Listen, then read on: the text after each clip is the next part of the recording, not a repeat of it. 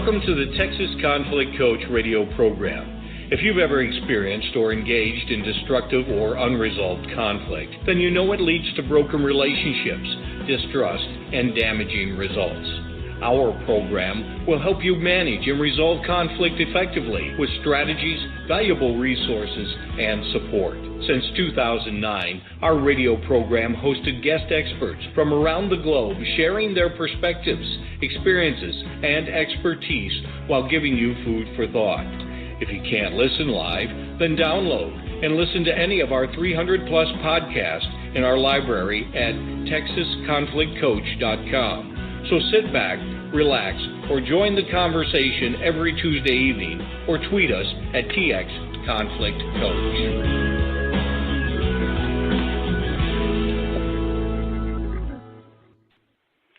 Well, good evening, listeners.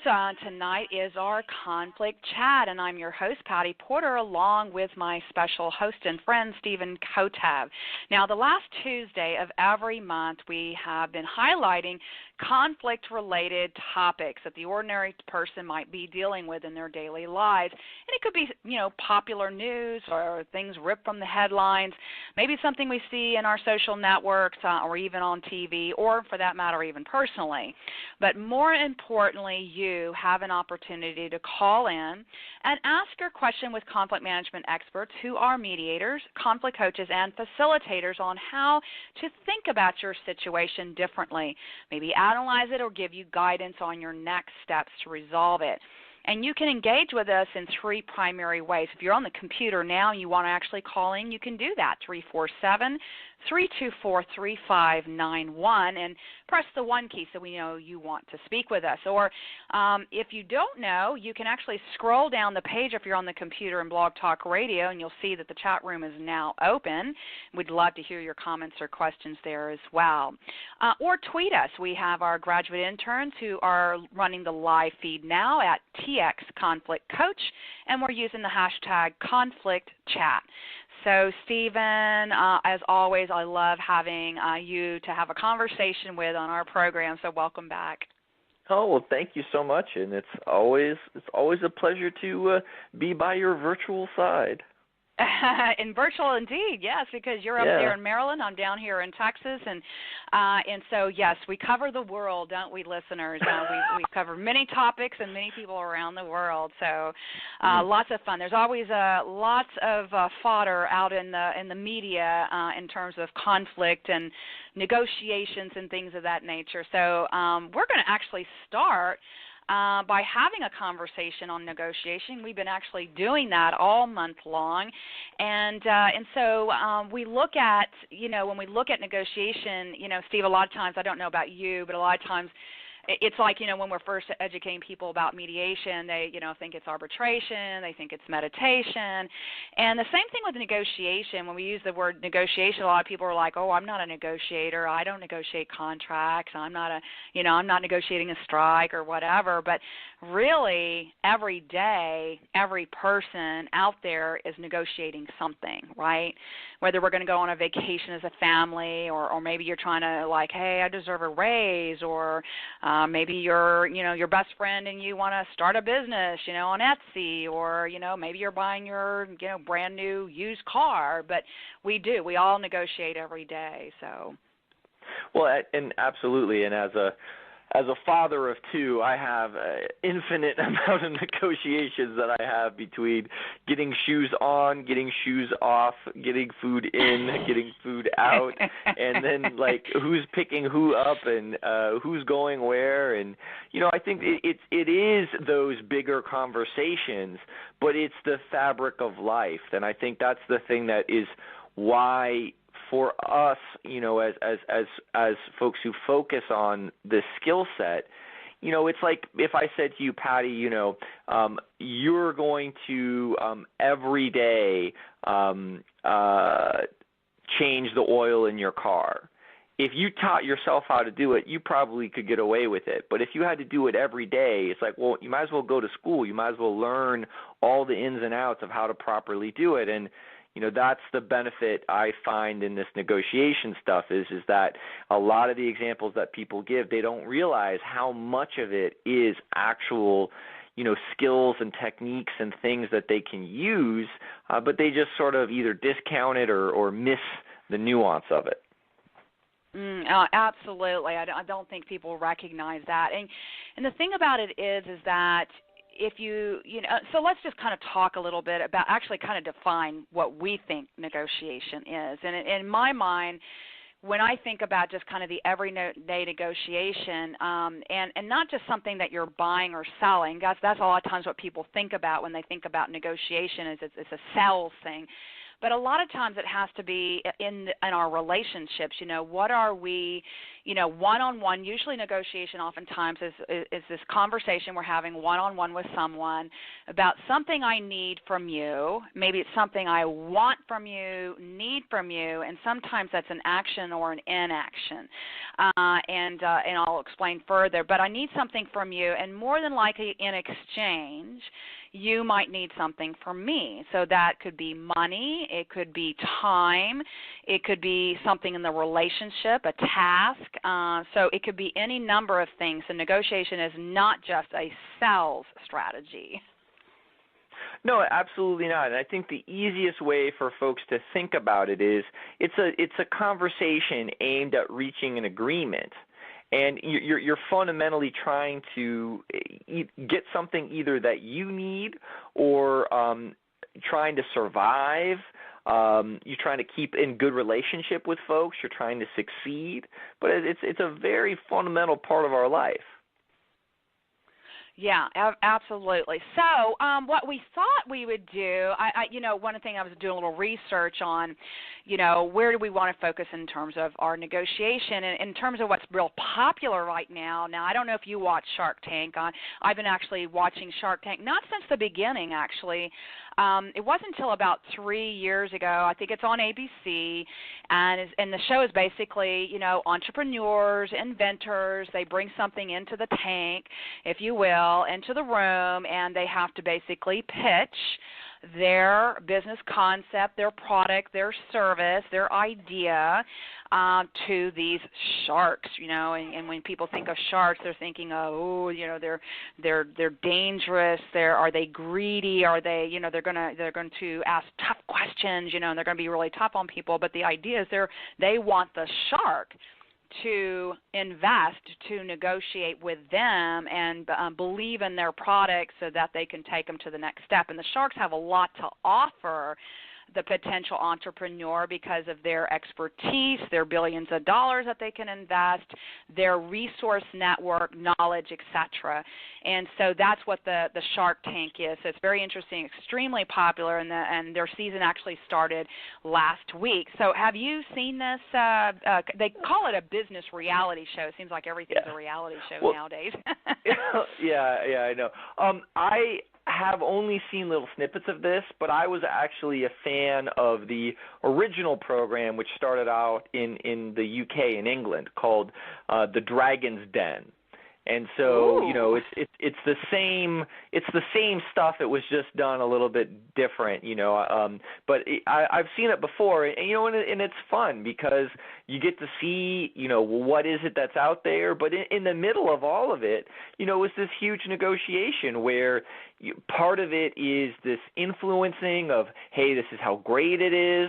But there's all these facets to the conversation that really take on a lot of depth and dynamics, and it's sort of like, wow, there's a lot going on. Yeah, it is, and in the conversation, there's a lot of things that that are strategies, things that don't go so well in negotiations. And one of the things that's interesting, because on the Shark Tank, and we'll use this as a part of the conversation here, is that people have not only various skill sets in how they have the conversation, but they also have a variety of approaches. And men and women who are both coming into the show are obviously very passionate, invested in, the years, sweat, blood, tears, money that they put into their product, but very interesting in how they have showed up. Now, having watched the program for about 3 years, what I found interesting for me as I was watching them is how are they having a conversation? Where do they fall apart? What has really seemed to work, for the entrepreneur that's coming in, and also for the person on the other side, because usually, like you said in the conversation, someone wants something from the other and vice versa, but also what comes into play is when you're negotiating, something might be of real value to you that might be lesser value to the other, so that's where you kind of deal, if you will. So one of the things I wanted to share is just from watching the program, what are the strategies that I've seen people use that seem to be successful. But we will, and I'll mention a couple of them, but then I wanted to talk about from your own experience, Stephen, and my own experience, and even from an article I read on Forbes about what are some of the deadliest mistakes, that people make when they're negotiating every day. So I guess one of the things that I learned, that I've been learning about some of the strategies that folks are using, is that when the entrepreneur comes in, I think the biggest thing that stands out for me is, and I think more so with the women sharks than the men sharks, is the ability of the entrepreneur to connect in a real, human, genuine, authentic way in the relationship. And that's if they have, and it's not so much about what their story is that the entrepreneur brings to the table, but that they seem trustworthy, they seem straightforward in the conversation, they seem to not be hiding anything, and so it causes that direct, real, genuine, authentic relationship, that connection. Mm-hmm. Any thoughts about that in your own experience? Oh, well, yeah, absolutely. Part of my background is, this idea of somatics, which is about how we show up, and it's not, it's our presence, and it's connected to the totality of who we are. So it's not just it's not an athletic ability or how good looking we are, but it's kind of who you are and who are you bringing into the room. And I think a lot of times when people are in the midst of negotiations, one of the things that's really interesting for me is that when you're dealing with really important things, especially very personal things, like if I were to ask you, Patty, how do you feel about this? Or Patty, can you make it work? Most of the time when we're in those very high-stress situations, we don't really listen to the words that are being said. We listen to how they're being said. There's actual studies done on this, and there's a very small percentage, like less than 10%, that's about the word that's being said. But it's the difference between if I said, Patty, can you get this done, and you say yes, versus yes or yes. All those different ways that we say it, we're listening to their face, we're listening to how they hold themselves, we're listening to what is coming in behind it. And to me, that's all part of that genuine connection that I think you're talking about. Yeah, absolutely. So I think part of what you're saying is to be thoughtful and prepared. When we know we're going to go into a conversation, it's really, really important to us when we might anticipate tension or even potential conflict, or in this case with a Shark Tank, competitiveness. We need to not only be prepared with the numbers or the information we need to share, but how are we going to show up? Like you said, are we cognizant of how our body language shows up to the other person? Are we cognizant of our tone? Are we cognizant of the types of words we're using that's matched to the tone? So all of those elements are really important to be thinking about and or practicing with other people, or practicing in a mirror, or practicing in a recording and listening back to it. So all of those elements preparing and just being yourself and being genuine is going to be really important. And that was the other thing that I've learned that was a success, is those entrepreneurs, those people that I talk about in negotiations is prepare, prepare, prepare, prepare. So part of preparing is, one, it's not just preparing and knowing knowing what it is that you want and why you want what you want, and the needs that go, about that's attached to that. But what is the other person? Why would they be invested in you, whether you're asking them to give you money or you're asking them to invest in you, the relationship, the task? What might they need from you in an exchange? So know the details. What are their strengths? What are their likes or dislikes? What are the resources that are important to them?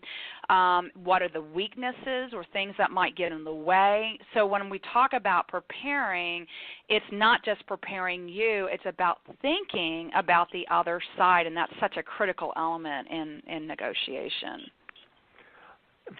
Yeah, and you said a lot, and there's a bunch of times where I was like, oh, that's a good point. Oh, that's a really good point. You know, when you're talking about doing your homework, I really feel that that's another way that your presence and your ability to connect really comes through.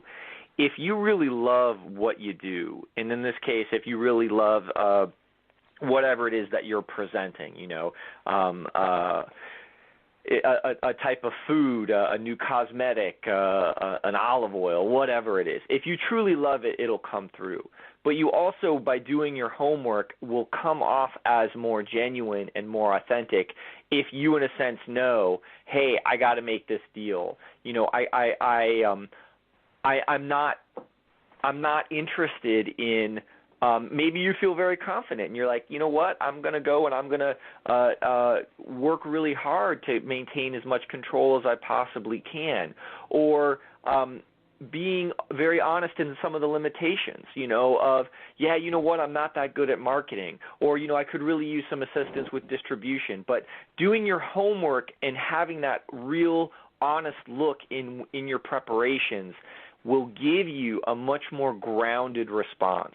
And that grounded response is something that people really pay attention to and can be the difference between, you know what, I'm willing to talk to this person further, to, you know what, I don't want to talk to this person any further. And so that was one real key thing I wanted to mention because, you know, a lot of it is that preparation and focusing on yourself, and then you were sort of going to the other person. But that was a key part I wanted to make sure we didn't miss because it makes a big difference in what kind of interactions you have with people.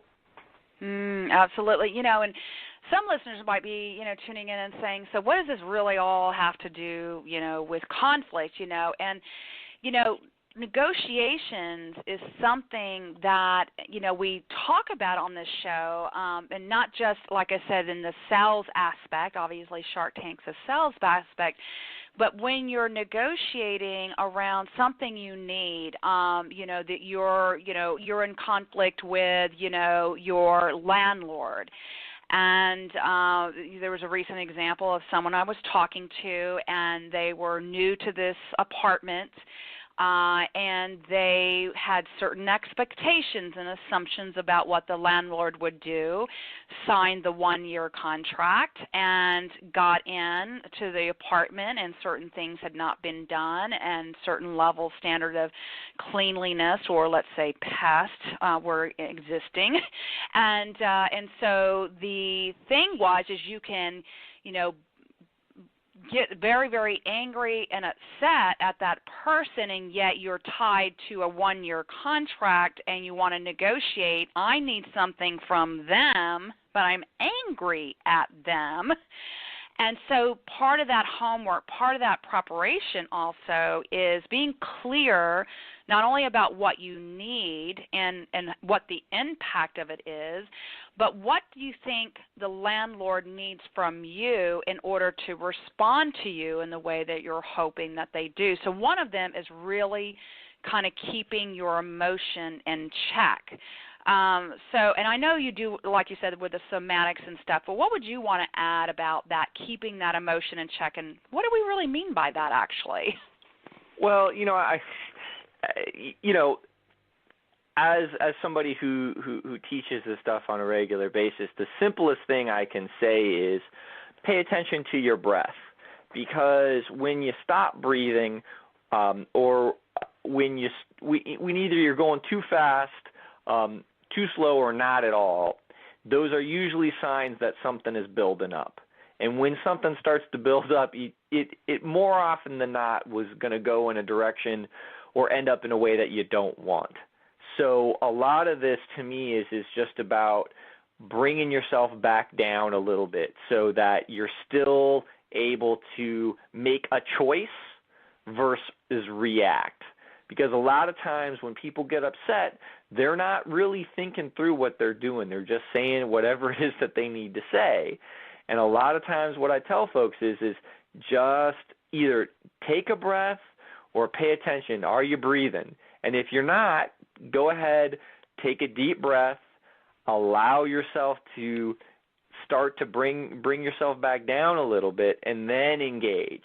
Because so many times people's emotions, they become the driver, and we want to try to help have more of a balanced response.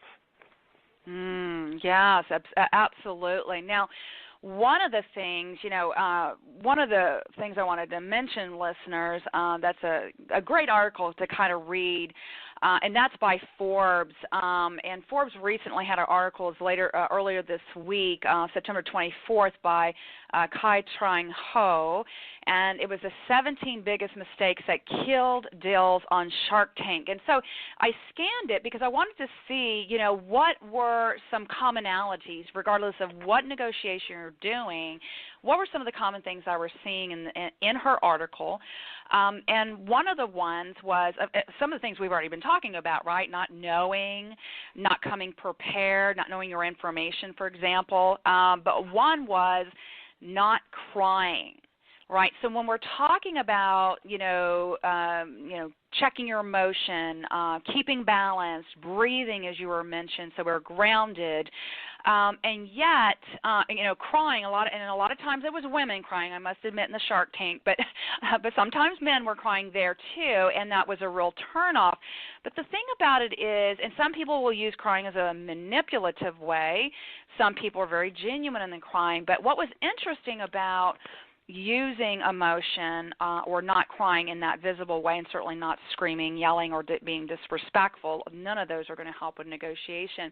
But as I was reading that, I thought, I just read a recent book. I don't know if you've had a chance to read it yourself, Stephen, but the one by Roger Fisher and Daniel Shapiro on Beyond Reason, using negotiations, using emotions as you negotiate. Have you had a chance to check into that book?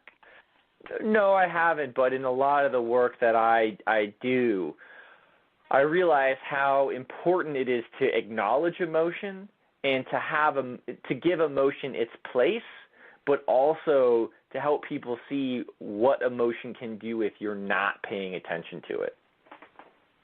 Absolutely, and a lot of times people, you'll often hear, so when I said, how do you keep your emotion in check? Now, we're not saying, be a robot, right? Because people have emotion. You're human. This is what happens in your brain. And like you said, acknowledge whatever it is that you're experiencing. So if you're going into negotiation and you're like, okay, my boss is not listening to me, and you're getting heated, or your neighbor is dismissing you and you want to throw a pie in their face, or probably something even worse. And the thing about it is you can't stop having emotion, right? We're humans. We're going to have them. So like you said, Stephen, it's acknowledging that you have the emotion. That's the first thing. So the first thing is recognizing you can't stop it. You're not a robot. You can't turn it off with a key. Some people are better at controlling it than others. So recognize it. We can't ignore it, right, because it affects our body, affects our thinking, it affects our behavior. So we know we can't just ignore it. And we can also go the opposite direction, which is, check every emotion out when we're in the negotiation. So what was interesting about this book about Beyond Reason, using negotiations as you negotiate, because they were a very firm believer, yes, we need to recognize that, we need to breathe, but we also need to focus on how can we use our emotion to elicit a positive experience, right?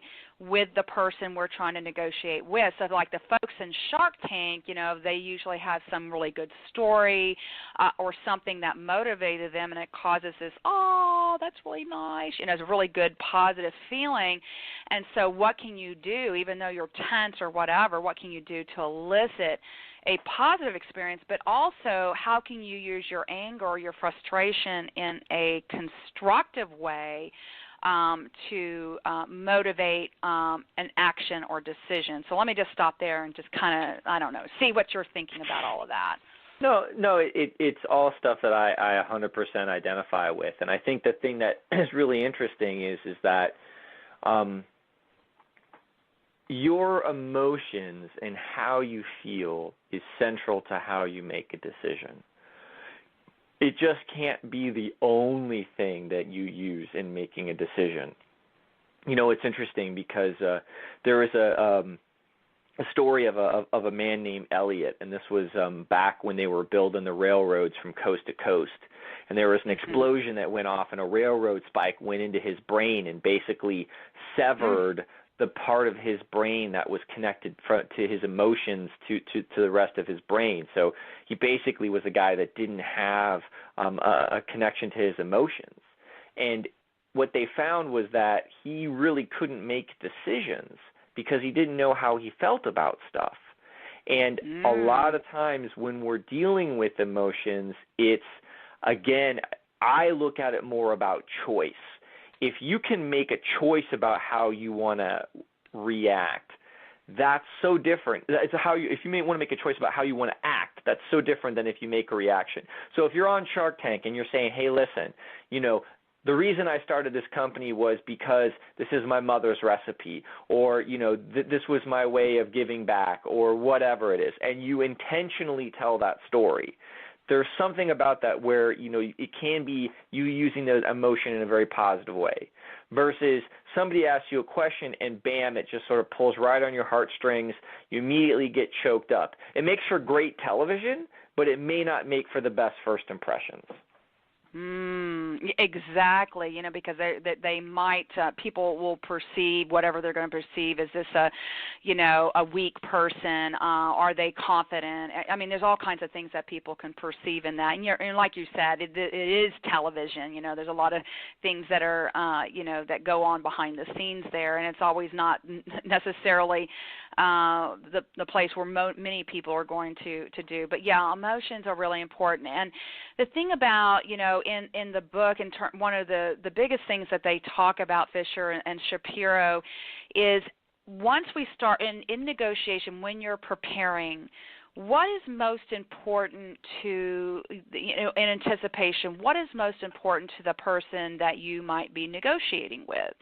And if whether that's entering a partnership, whether that is, your coworker, your spouse, what do you know about them that would be important to them, that they need from you, that they value the most? And part of in the Beyond Reason is they talked about when you're focusing on those elements. So, for example, someone might say, your boss, your spouse, let's say, says, I don't feel like I have an equal role in this relationship, and so what's important to me is that I'm treated equally fairly. We're outside of the traditional male-female gender roles, and so that's really important. And so what they identify in the book are 5 core concerns, being appreciated, having a role that's fulfilling.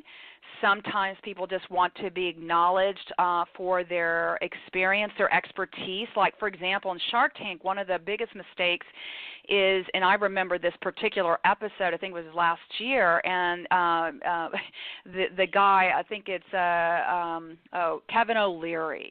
He's the balding guy on the television, a billionaire, and he's known as Mr. Wonderful, which is, he's opposite, really. He's coined himself Mr. Wonderful, but he seems to be the greediest, the harshest, you're a cockroach, you're dead to me, is what he'll say to entrepreneurs, which is horrible.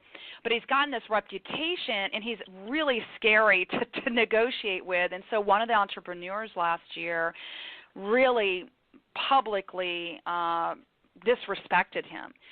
And number one is, don't disrespect. People want to be recognized for their experience and expertise. Obviously, he has that experience, Mr. Wonderful, on the show. He knows what he's doing.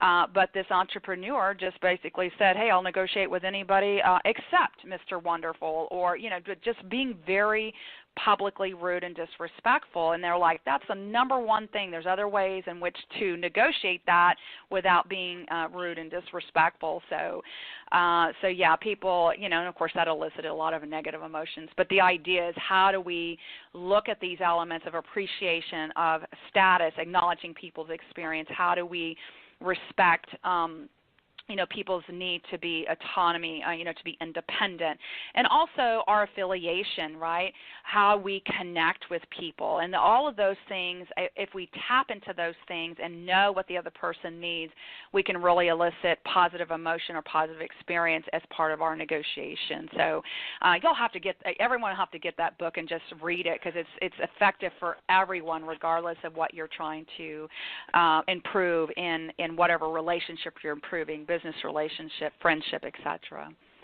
Well, and what I also took away from that was, it's just more about understanding who it is that you're dealing with, and that with somebody like Mr. Wonderful, even if you don't work with him, he's probably going to be somebody who's you're going to be dealing with again in the future. And so, as opposed to kind of directly challenging him, you can still set boundaries, but you just may want to do it in a more tactful way of, I'd like to make a decision. I'd like to get back to you on this, or, I have some concerns about how this would actually be executed. And so I think it's something where, for me personally, I don't have a problem if someone is direct. But if you're going to be direct, you got to know what it is that is going to happen afterwards, because there's a lot of stories that we can tell people where they come off all high and mighty, and then later they're kind of eating crow because it didn't turn out the way they thought it would. And then again, It's like, if you do your homework, you're probably going to be better suited to it. And it's also this thing of, how tough do you want to be? It's like, I got a background in martial arts, but you're not going to be able to fight everybody, and if you do, you're either going to end up in the hospital or you're going to have no friends. So, you got to pick your battles. And I think that's the other thing, that's the flip side of this in being a good negotiator.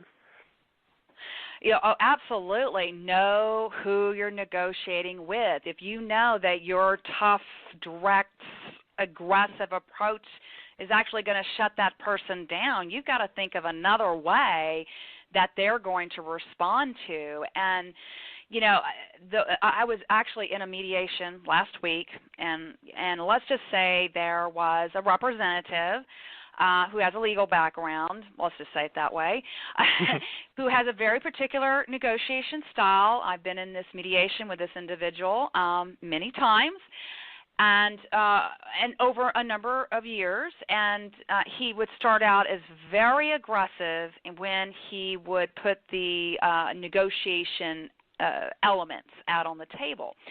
And because he would be so aggressive and almost threatening to what he was offering on the table, most of the people who would respond to him would get very angry. They felt dismissed. If anything, he thought he was negotiating in good faith, but actually what he was doing was eliciting very negative, angry emotions. He was using it actually as a way to manipulate and to threaten and to scare. What I've noticed over the years, and obviously he's gotten some kind of feedback, is he's backed off on that approach, and people are responding a little differently to him now. But I still find that if he's getting resistance from the other side negotiating with him, that he still tends to be a little threatening with it, if you will. Well, if you don't take this, then this is probably what's going to happen to you. And it's all these really negative things. And, and you're going to fail at it, and you're going to lose your job, or you're going to, whatever it is that we're negotiating, and then it becomes a scare tactic. And that doesn't that normally doesn't work if you're really trying to elicit a positive experience where everyone's getting what they need. So something to just think about, folks, you know, in terms of your approach. So I know we're getting close to the end, but anything else coming up for you, Stephen, on that? Well, you know, it's to me the simplest way of looking at this is that if the other person you're negotiating with matters, then the old aphorism of you reap what you sow will come into it. So, you know, I've met those same people that you're talking about, Patty. You know, and as the sort of appointed peacemaker, I see how aggressive they come in, and they kind of poison the water. You know, it's almost like playing chicken, and it's like, oh, you know, who's going to blink first? And you know, that's all well and good if you never see these people again. But in a lot of the things that you and I deal with, it's bosses and employees. And you know, it's like if we can't help them, or if they don't work it out themselves, you know, they're still got to show up to work tomorrow. And if you're playing chicken, if you're doing all this other stuff, you know, basically people just don't want to deal with you. And you may get a great reputation, but there's always somebody who's trying to knock the champ off. You know, if you're the toughest guy on the block, there's always somebody waiting to knock you off your block, and there's always somebody who is gonna remember how you treated them. And so again, that's this whole thing of, you know, if you're going to see these people again, they're going to remember. You know, if you never see this person again, you know, sometimes you can get away with something else, but it's a really important thing for people to remember. Yeah, absolutely. All right, so really, really good conversation. And so, listeners, I want you to go out and negotiate, but when you do, and don't be afraid to do that. It's this conversation, as Stephen was saying. You're having a conversation, but really in this conversation, you're listening, you're asking questions, you're trying to find, you know, what does the other side value so you know what it is that you can negotiate with. You're trying to build a connection and relationship, and so oftentimes when you go in with that aggressive, you know, go there to win, that we, you know, forget about the connection, the relationship, the trust, the respect that people feel that they need in order to, you know, get what they need. And, of course, prepare in so many ways, how you'll talk, when you'll talk, what information you're preparing, what is the other side, what is it you know. So do your homework and definitely prepare. So, Stephen, thank you for having this conversation with me and our listeners tonight. And, folks, we invite you to browse our podcast library and see our upcoming Tuesday night programs. Actually, October is all about workplace conflict. And so we're excited about the number of presenters we have about workplace conflict. And Stephen and I will be back at the end of October on our conflict chat. You can go to TexasConflictCoach.com to access the whole podcast library, download them. They're all free. They're there for you to educate you, to give you resources. And any final message you have, Stephen, tonight? When in doubt, breathe. If you're going to get upset, take a breath. If you're going to go and have a really important or tough negotiation, give yourself a chance to pull yourself together and then go in there and do your best. All right. Negotiate, everyone. Good night, Stephen. Good night, listeners. Good night, everybody. Take care. Thank you for listening to the Texas Conflict Coach. We hope you've enjoyed the program. You can find over 300 podcasts archived to listen at your own convenience at TexasConflictCoach.com or download the podcast at iTunes or Stitcher Radio. To learn about upcoming radio programs and resources, sign up for our monthly e-newsletter.